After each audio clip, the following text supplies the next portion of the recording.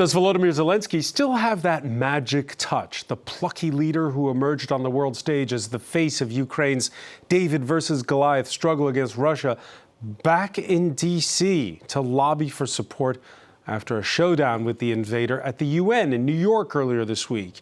This time, the headwinds seem to be getting stronger. As the U.S. approaches an election year, isolationists in the Republican Party this week blocked a major defense spending bill. Enter neighbouring Poland, which votes next month in a general election. Warsaw, one of Ukraine's biggest backers, up to a point. The Prime Minister announcing a halt to new weapons exports amid a pre-election row over cheap Ukrainian grain exports. Political grandstanding or proof that NATO and Europe's unwavering support is no longer so unwavering. After a spring counteroffensive that's turned to summer and now fall, time certainly seems to be on Vladimir Putin's side as Ukraine's adversary digs in for the long haul. As the carpet bombing of cities continues, as the casualties mount, what is Zelensky's plan? Today in the France 24 debate, we're looking at Ukraine and its allies. Joining us from Washington, Melinda Herring, Senior Fellow at the Atlantic Council's Eurasia Center. Thanks for joining us. Thanks for having me. Great to be here. From Strasbourg, Jacek Saryusz-Wolski, member of the European Parliament from Poland's ruling Justice and Law Party, the Brussels. PiS. Well, thanks for being with us. From Brussels. Brussels, my mistake. Thank you for correcting that. Of course, Strasbourg's the first week of the month. Now you're back in Brussels. Former NATO political officer Samantha de Bendern is Associate Fellow at the think tank Chatham House. Welcome back. Good evening. And welcome back as well to retired French Ambassador Jean-Michel Lacombe, former head of the OSCE Peace Monitoring Mission in Georgia. Good to see you. Thank you. The France 24 debate, where you can join the conversation on the hashtag F24debate. Let's begin with that border bother. Warsaw insists it will honor existing commitments to Kyiv, but 3 weeks out from a general election, it's also under pressure from a far right which feels that Poland's not getting the gratitude it deserves from the international community, and from farmers worried about their bottom line. Charlotte Hughes explains. The announcement was made by Poland's Prime Minister. We are no longer transferring weapons to Ukraine because we are now arming Poland with more modern weapons. A blow for Ukraine as it wages a counteroffensive to retake land taken by Russia, since Poland has been one of Kyiv's main weapons suppliers. Around $3 billion worth of arms and equipment have been supplied by Warsaw to Ukraine since the start of the war. The announcement from the Polish government comes amid growing tension between Warsaw and Kyiv. On Friday, Poland, along with Hungary and Slovakia, chose to maintain a ban on Ukrainian grain imports, after the EU announced it was ending temporary restrictions on the imports into 5 countries. On Monday, Ukraine filed lawsuits to the World Trade Organization against the 3 countries over the bans. In response, Poland's Prime Minister said they would increase the number of banned products from Kyiv if Ukraine escalates the grain dispute. Speaking at the UN General Assembly on Tuesday, President Zelensky indirectly addressed the neighbouring countries. It is alarming to see how some in Europe, some our friends in Europe, play out solidarity in political theatre, making thriller from the grain. They are helping set the stage to a Moscow actor. Remarks denounced by Poland, and which saw the country summon the Ukrainian ambassador to the foreign ministry. Jacek Saryusz-Wolski, you heard Volodymyr Zelensky accusing, without naming them, Poland, Hungary, Slovakia, of making political theater that benefits Vladimir Putin. Your reaction? Well, we are appalled. It's outrageous. Poland is the biggest supporter of Ukraine from the very first hours. And as related to our GDP, we have given equivalent of 2.5% of the GDP, Polish GDP. Nobody else in the world gave so much. And now there's 180 degrees change of position of Ukraine, attacking us on the grounds, completely unjustified way, for the grain. We are allowing transit, but when they started exporting grain to our market, and when the destabilization and disturbances occurred, it was an obligation of the European Commission to introduce a ban. They did introduce, but they fixed the end of this ban on the 15th of September.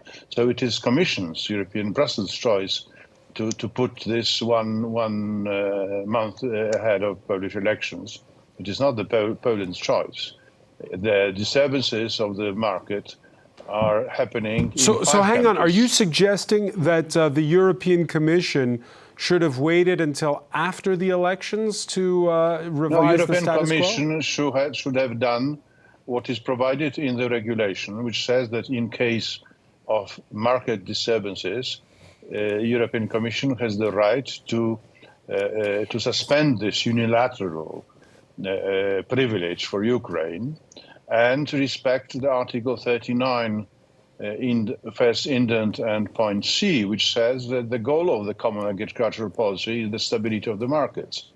It's the European Commission who did not fulfill its duty to respect the interests of the 5 member states and to respect the principle of the common agricultural policy to stabilize the markets.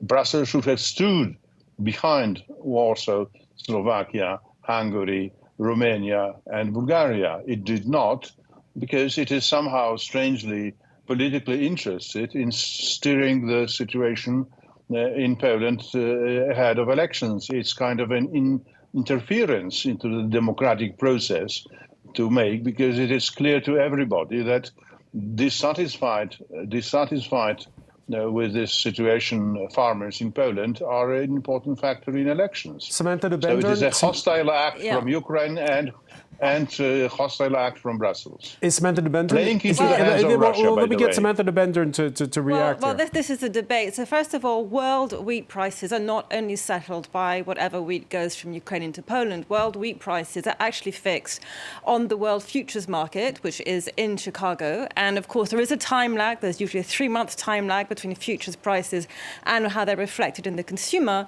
Wheat prices have been going down systematically since the beginning of this year. Particularly since the beginning of the summer. A lot of that is because Russia has had a bumper wheat harvest this year, and Russia is now providing more wheat on the world markets than Ukraine is. That's the first thing. And on that accusation that the European Commission may be trying to weigh in on the outcome of Poland's election October 15th? Well, first of all, there are very clear rules within the European Union. All trade disputes are handled by Brussels, and it is up to Brussels to decide whether or not to stop wheat coming in to a member state from a third-party member. And by opposing a unilateral ban, Poland is actually going against EU regulations here. So that's the other thing. Another thing I would also like to add is that the grain that entered Poland has, of course, had an effect on the prices because there's a glut of Ukrainian grain in these silos. But this is not grain that was originally directed for the Polish market. It was directed to markets in the Middle East and in Africa because they can't be exported by the normal routes in the Black Sea. However, some Polish businesses, and there's a very interesting investigation conducted by an organization called Wirtualna Polska. It is also in Deutsche Welle in English for people who want to read it, that explains that a lot of Polish companies have been buying this wheat. It's been leaking out of these silos against the sort of normal trade flows they should be following and being sold cheaply on the Polish market. And it is these Polish companies that are at the origin of some of the price distortions that have been seen. So it's not a simple thing of just Ukraine flooding the Polish market. There are other actors that are influencing these grain prices, which is why it would have been so important for Poland to, first of all, try and resolve this issue at the European level and not have a unilateral ban on Ukraine, and then linking this wheat to arms to Ukraine is quite shocking. Is Ukraine right to go to the World Trade Organization and to try to play hardball here? Well, I don't know what the in and out negotiations were between Ukraine and Poland. I know there was a planned meeting yesterday on the 19th between Zelensky and Duda. Could I see the studio, please? which was cancelled. I don't know who cancelled that meeting. So I can't go into the details of this, but because Ukraine has gone to the WTO, Brussels is now in the difficult position of deciding whether to side with a member state or with the country which is, in effect, attacking the member state in the WTO. And it'll be interesting to see how Brussels resolves this. Jean-Michel Lacombe? Well, it is true. Nobody would have noticed this problem, which is highly technical, unless the head of a country has made this extraordinary speech at the UN saying that Ukraine is drowning and Poland should not suffer the consequence of that drowning man. This is more or less what he said. Who said? Sorry, just to be clear. He said that... President Duda. Yes, at the UN. And he said that Ukraine is drowning, a drowning man, and Poland should not suffer the consequence and be destroyed because of the situation in Ukraine. I mean, from a country which has committed itself so clearly in helping Ukraine, it's an extraordinary turnaround. Jacek Zaruswolski, is there any way to dial this down between now and October 15 when you stage those elections where you are? I don't think so, because there's a consequent line of Kyiv politicians who in fact betray the interests of Ukraine and play into the hands of the oligarchs who own. There are no farmers, first, number one. There are no Ukrainian farmers. All that was collectivized under Soviet Union. All this land belongs to a bunch of oligarchs and some West European and American capital. And they are dumping on our market. And our market should be protected. Our colleague from Chatham House, from Britain, probably you after Brexit, you forgot how single market and common agricultural policy works. Our prices within the union are higher. We have high subsidies, high phytosanitary rules, environmental protection, and high protection on the borders. And this is recognized by WTO. To have trade blocks and to have common agricultural policy is an exception accepted by WTO rules. So nothing will happen in terms of Ukrainian claims in WTO. And disturbances on the market did happen. And 5 member states asked for protection. And European Commission did put the ban, rightly so, but refused to prolong.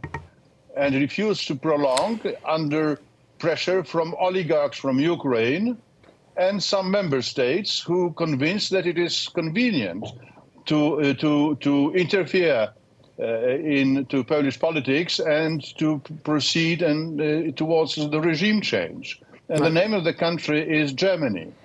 This is a joint action which resulted in Ukrainian president proposing Germany to become the permanent member of the Security Council. There's 180 degrees change of Ukrainian government, but not Ukraine as such, because we keep supporting Ukrainian people. We have 1.5 million of Ukrainians in our homes, not in camps, in our homes. And we'll keep sending the transit increases of the grain, and we'll keep allowing our armed deliveries to Ukraine. The only thing we said that we don't want to be blackmailed by Kiev together with Germany via Brussels. Melinda Herring, let me bring you in. Watching this argument from the other side of the Atlantic, what's your reaction? Thank you so much. I think my Polish colleague is trying to run the clock down. This is, Francois, this is obvious political grandstanding. The party in power in Poland is in trouble. The elections are coming very soon. They did not have to make this decision. His characterization that the grain traders in Ukraine are nothing but oligarchs is nonsense. This decision is hurting individual farmers, ordinary Ukrainians, after more than 600 days of war. And I'd like to point out, too, that Poland pretends Don't teach that us it has done nothing. how to support Ukraine. One at a time, Don't please. talk over me. Excuse me. This is a debate. I get to say my piece, too. Poland likes to pretend that it's done nothing but help Ukraine for altruistic reasons. It's true that Poland has been enormously generous, but it's also true that the reason Poland has given so much military assistance is because the West promised to backfill. Poland has been able to give its older equipment to Ukraine, and the West is backfilling it with better equipment. So let's be clear about the terms. Backfilling it with better equipment. What does the future hold in that regard? And is the decision over that backfilling lie where you are in Washington? So Poland is playing games. They think they're in a position of strength. And you know what's really interesting to me as an observer from Washington is 600 days ago, there was a lot of criticism of Poland's domestic political scene. But because Poland has been such a good player on the war, and because they have opened their homes, because they have emptied their defense and ammo, and because they have been such good friends to Ukraine, the West has muted criticism. And the comparisons to Hungary are gone. And everyone's sort of been holding their nose on all of the sort of domestic problems that Poland has. Yeah, we heard Ambassador Lacombe earlier mentioning that there were those rival speeches with quite a bit of vitriol at the rostrum of the General Assembly in New York for this UN week. But there was also praise among allies at one point. There was Poland's president heaping praise on the United States, NATO's dominant force. Let's take a listen. It is too often that Europe tends to forget that it owes its security and prosperity to the US commitment and presence. In Poland, we recall this very well. That is why Poland's top priority for the time of our presidency of the European Union in the first half of 2025 will be enhancing transatlantic relations and cooperation between the EU and the United States of America. So let's cut to the heart of the matter, Samantha de Benderen. We heard the argument spelled out bluntly and clearly when it comes to grain. We've heard the questions over why Poland is suspending new weapons deliveries to Ukraine at this point, and yet we're hearing praise. So how is the NATO alliance at this point in time when it comes to the war in Ukraine?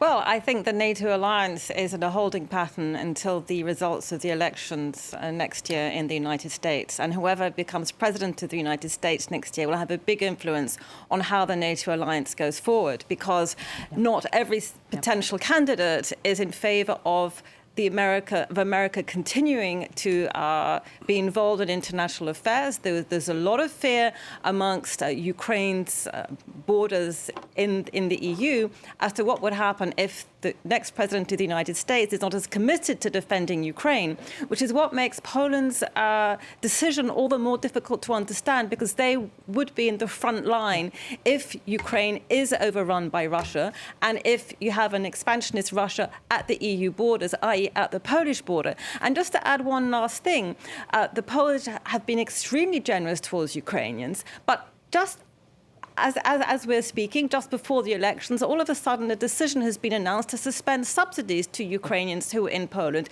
to suspend free schooling for Ukrainians who are in Poland. So Untrue. Untrue. Well, this is what I've been reading in a number of different... Well, then I'm very glad to hear it. I'm very glad to hear it, because this is what has been reported in a number of So don't spread fakes, please. Well, I'm spreading what is written in extremely reliable newspapers in the West, including the Financial Times, the BBC, AFP. So if they're all wrong, then I'm very happy to hear that. But that is certainly what is being going around today. Briefly, Jacek Saraswolski on this before we talk about what happened on Capitol Hill earlier. Well, Poland did deliver all it could. out of 800 tanks, we gave to Ukraine free as a gift, 350, 40% of our tanks. And as much as possible and even more of arms, depriving partly our army of what it should have. And we had to replace it buying much more expensive arms outside and to do it quickly. The whole thing, Poland has been asking since the beginning of this year, EU to protect its agriculture market. So it is not Polish action to happen before it has nothing to do with elections. It was early spring when we asked for it. Commission agreed, put a ban, and fixed the date on the 15th. So this is total misinterpretation of the Polish intentions.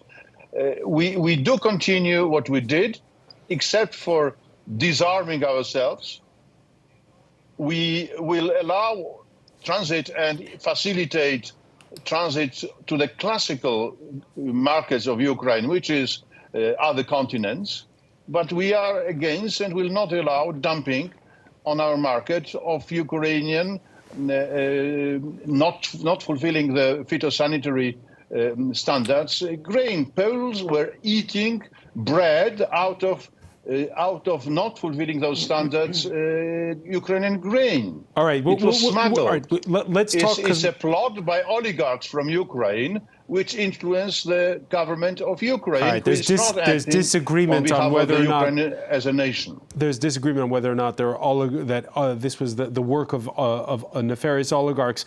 Let me ask Mr. Akhmetov and Kolomoisky, who are behind this. One final point on this, Melinda Herring, and more generally, what this whole row says about, again, the state of the NATO alliance the way it stands today.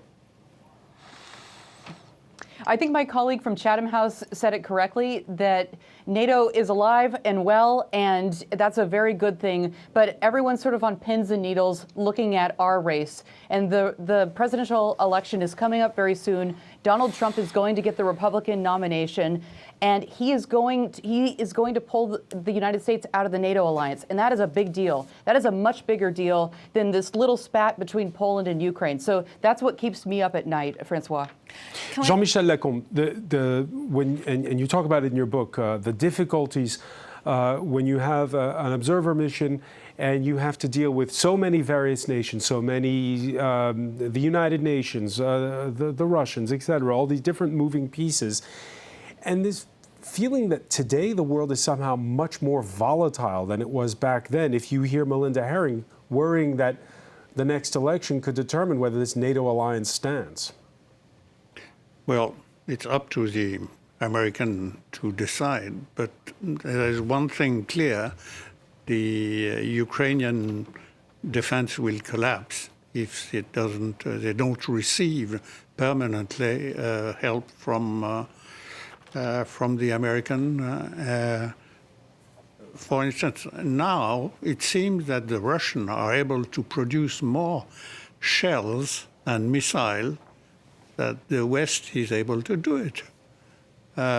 They are receiving help through North Korea, which can be translated by China, and French arsenal and equipment. We simply cannot compete with the production that the Russians have reached. So this is time is on Russia's side. Oh yes, definitely. It's the same day that Zelensky visits Capitol Hill that the Speaker of the House was due to have a second crack at approving discussion on defense spending for 2024. Tuesday, the New York Times reported that in a development rarely seen in the House of Representatives, 5 Republicans, just 5, broke with their own party, voted with all of the Democrats, and refused to allow the usually broadly bipartisan military funding measure to be considered. Since there was on Wednesday a long closed-door meeting to coerce and cajole hardliners within Kevin McCarthy's party, and rhetoric that today seems designed to please the insurgents. Is Zelensky elected to Congress? Is he our president? I don't think I have to commit anything. I have questions for him. Where's the accountability on the money we already spent? What is the plan for victory? I think that's what the American public wants to know. Now, Samantha DeBender, that clip is from before Kevin McCarthy met behind closed doors with Volodymyr Zelensky. What's your reaction to it, though? I'm not surprised at all. I spent my summer in the United States, and the overall feeling I had is that people do not understand the war in Ukraine, do not understand why it's relevant to US security and worldwide security. There's a sense of fatigue. There's a sense that a lot of money is being spent on weapons, but there are no advances. And the answer that I had to them each time was the Ukrainians are doing things in the battlefield that no NATO army would do without adequate air defense and adequate air support. And so the West is basically giving weapons to Ukraine because to not give weapons would not fit with the sort of declared goals of Europe Atlantic security. But they're not giving them enough or the type of weapons that Ukraine really needs to make a difference. And I've worked in a number of government organizations. I've worked for the European Commission, so I actually do understand European rules. I've worked for NATO. And I don't Why understand. is it so slow? Like the satirical weekly, the Canal Enchaîné this weekend highlighted how the Ukrainians thought they would get 300 Abrams tanks. This week there was a big announcement, but it was only 10. Because I think this is political. This is all political. The United States is going into an electoral year, and at this point, the focus is on domestic issues, domestic policy, and what will win votes. And I would really like to add for Mr. Saryusz-Wolski about what I said about the Polish government reducing aid to Ukrainians. This is from Piotr Muller, the government spokesman. I doubt that he's peddling fake news, and these subsidies will stop at the beginning of next year. Let me ask you, Jacek Saryusz-Wolski, right now, are you worried when you see it in Washington, the argument over whether or not to fund Ukraine? Yes, we are worried because we were first to press both America and Western Europe to deliver. What they need now, I mean, Ukrainians, is ATACMS, I mean, long-range missiles, which only Germans, French, British, and Americans have. And we know that the Biden administration decided not to deliver. And the lack of army, and here I fully agree with Kyiv, there's a failure on the side of the West or Atlantic community or NATO, however, to deliver what is needed in Ukraine. So we are disappointed by those signals that those modern means of war and fight will not be delivered quickly. I disagree with what Ambassador said. It's hard to believe, and I know the positions of military experts, that the whole West is unable to produce and deliver as much as poor and technologically not that advanced Russia. There's lack of political will. No, there's no lack of capacity to deliver arms to Ukraine.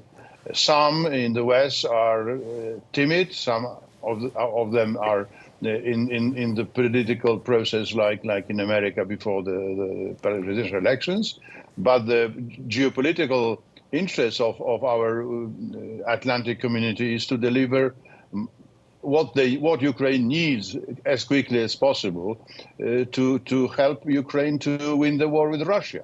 Melinda Herring, is it a question, as Samantha DeBender was saying, of hesitancy on the part of a government that's getting ready for a re-election campaign in the U.S., or is it part of the standard policy that the United States, when it comes to things like Abrams tanks, when it comes to things like airplanes, and we've talked about fighter jets so often on this show, just simply wants to think twice, if not three times, before engaging in what could be an escalation with a nuclear-armed powered nation?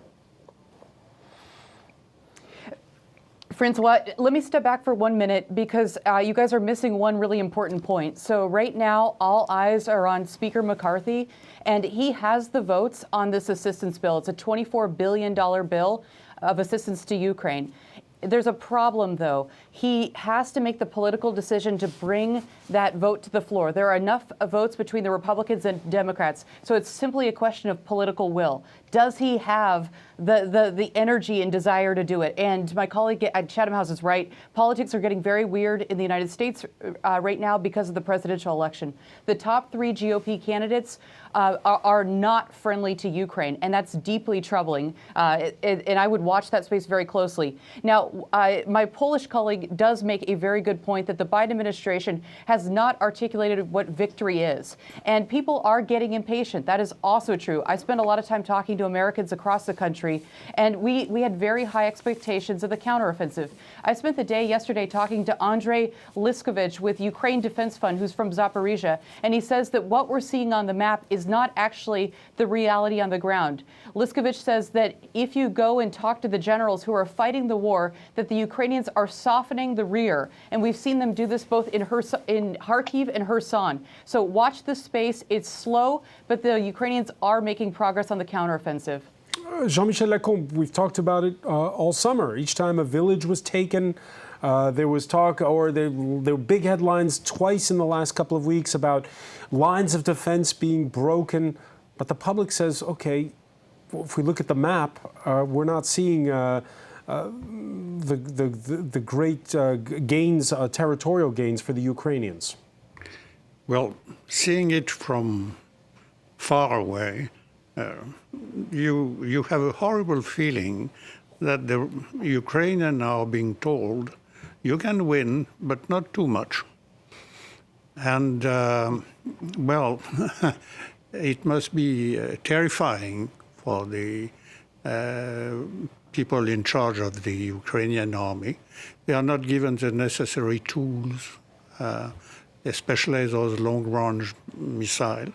France is able to manufacture this type of missile, but we've got 200 of them, and we can't give away too many. They are very efficient, it has been proved, but we cannot distribute them. So time, I think, is on the side of the Russian now, as far as conventional weapons are concerned. As far as conventional weapons go, Samantha de Bendern? Well, there has been a problem. There is a problem for the simple reason, and this was very well explained by William Laplante, who's the head of procurement for the Pentagon, and he explained this a few weeks ago. He said, in the West, particularly in the US and other NATO countries, we have been manufacturing weapons that were for a very different kind of war to the kind of war we're seeing now in Ukraine. Mm-hmm. The concentration has been on high technology, on precision weapons, on long-range weapons, not on the grinding type of trench warfare that we're seeing in Ukraine, where you need artillery shells, you need bullets, you need the kind of shells, the 155 artillery shells that are being used on basic, practically face-to-face warfare. This production has been lagging in every single NATO country. And the United States is now going to look at increasing this production in view of the kind of war of attrition that we're now seeing in Ukraine. So yes, there has been a lag in European countries and in the United States because we have not seen this type of warfare for decades. But to Ambassador Lacombe's point that what Ukraine needs at this point is long-range stuff. It needs everything. It needs the artillery shells, and it needs the long-range stuff, and it needs the aeroplanes. All right. As is often the case when Ukraine's president makes a splash on the world stage, and by the way, on Wednesday we saw him at the United Nations Security Council in the same room as the Russian ambassador. Well, Russia then retorts, and we saw it overnight across Ukraine, an intense night of drone and missile strikes, one of so many, with among those injured in the capital a 9-year-old girl, 3 killed in the frontline city of Kherson that Melinda Herring was talking about. Allies have talked up incremental gains in the east and south. The front lines barely budged this summer, and Ukraine's presidency this Thursday warned of, quote, difficult months ahead. Russia will attack energy and critically important facilities. Melinda Herring, that's a grim prognosis, especially after listening to Jean-Michel Lacombe. How does Ukraine respond? Ukraine responds by holding and defending its territory as it did last winter. And there is some good news, Francois. The Ukrainian grid, the infrastructure that Russia will continue to target to make winter miserable for families and children in the country, is stronger than it was last year. So I'm buoyed by that fact. And also, I take my colleague's point that, yes, conventionally, Russia is stronger right now. But all I would say, though, is it depends on us. If the West gets its act together, and if Biden sends ATACMS and we authorize the F-16s, that would be a game changer. Melinda, does that Zelensky magic still work 9 months on? And again, there's no address to a joint session of Congress this time. What kind of reception, how much attention has been put on his visit? So he's getting quite a bit of attention. I'm going to see him in about 2 hours. He's been on the Hill all day. His visit is on the front page of international newspapers. Mrs. Zelensky is giving a speech right now, or in about 5 minutes here in Washington, D.C. His visit is the talk of the town. But look, this is 600 days after the war. So people are distracted and thinking about other things. But the visit is a big deal. And I think he still does have those magical powers of persuasion. So I would say watch this space. By the way, watch the meeting. Melinda, he gave his first interview to the right-wing news outlet Newsmax. Your thoughts on that? Look, he knows his audience. There are 34 members who are problematic on this assistance vote. President Zelensky has to sway the right, and his team is very right to put him on Newsmax. I think that's a brilliant idea. Jacek Sarozwolski, again, the NATO alliance is dependent on the United States that could either be Atlantist or isolationist come 2024. If Donald Trump is reelected, what happens? Well, if you look at the Trump one, I mean, the previous presidency, in fact, we owe as Europeans to Trump this awakening of our military ambition. He was criticizing us, European NATO members, for not spending enough. We didn't like this criticism, but he was right. And those who put up the bar, like Poland, we moved to 4%, while Germany did not. It's a Do you think he would quit NATO? No. I think that the deep American state goes along the American interests independently whether Democrat or Republican governs. All the rest is probably differences in shades and the part of the electoral campaign. But it was Trump who has increased the military presence of American troops in Poland, and it is Trump who has decided on the missile shield, contrary to Obama, who has liquidated and taken away the missile shield from Poland. So we are not ones who have the right to indicate who should be president of the U.S. But U.S. long-term interest is not to lose and rather to win for an Atlantic community war with Russia. This is a proxy war, we know that. And I only hope that the Americans across the partisan lines will understand that Joe China, Taiwan, put Barack Obama aside. And Russia to the same battle. Put Barack Obama aside. Would you rather have Joe Biden in power when Ukraine is fighting Russia, or Donald Trump? Well, don't ask me to make the choice.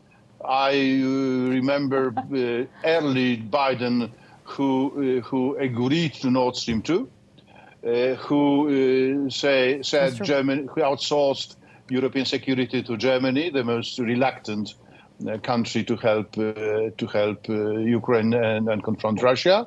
And then I remember Biden who stood up to the challenge by increasing American support. And now at the end of his term, he is again hesitating, not delivering what he should deliver, ATCM. But there's one missing point in our discussion. There are two countries who have long-range missiles.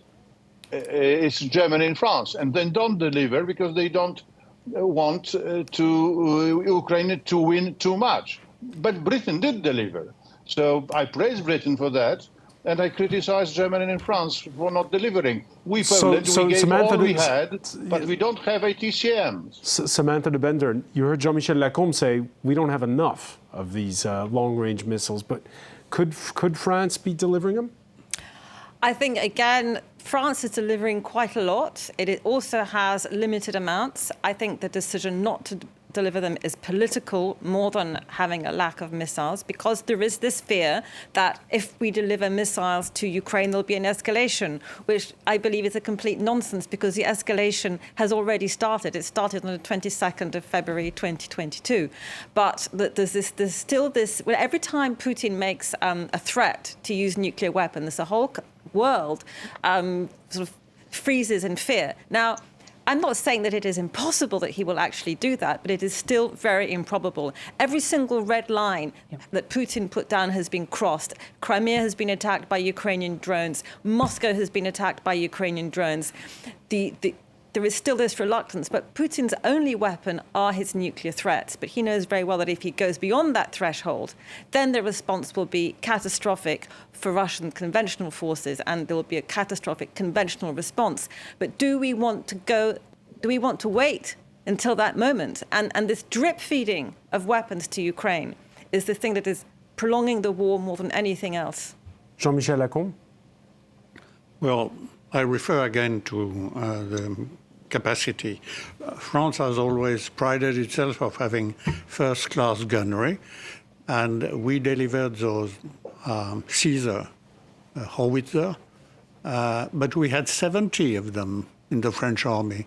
And when we gave away 20, plus repairing and replacing the ones which were destroyed, because some of them were destroyed, well, the French army is running short. So we have increased our production line of Caesar guns, but we are not going to double or triple their capacity. Simple, technical, and we don't have the workers anymore to do this. It's a very highly technical job. And we have a handful of people, and same for the Scalp missile, which is a French version of the Storm Shadow. Melinda Herring, I was asking you earlier about whether Volodymyr Zelensky still has that magic touch, if you will, that charismatic feel with people, that he captures their imagination on this current trip. You said yes. Regarding the recent sackings that have taken place inside the defense ministry, can Zelensky keep a lid on it? Can he maintain that image that he has in the West? Yes, he can. So what we saw, the Ministry of Defense is actually a good thing, Francois. So Zelensky dismissed his old defense minister, who was very capable, because there were two corruption scandals, one in January and one recent one. And Zelensky replaced him with a fantastic MP. He's a former MP. His name is Rustem Umerov. So this is the headline. We haven't even talked about this. The first Jewish president of Ukraine appoints the first Muslim defense minister of Ukraine. That's extraordinary in and of itself. But Zelensky has said, I'm not tolerating corruption. So this new defense minister is rooting out corruption, and they've replaced 8 of 9 of the deputy ministers as well. Much more to talk about. Sadly, we are out of time. We could go a whole nother hour. I want to thank you, Melinda Herring, for joining us from Washington. I want to thank Jacek Zarwalski for being with us from Brussels, Samantha de Bender, Jean-Michel Lacombe. Thank you for being with us here in the France 2040 debate.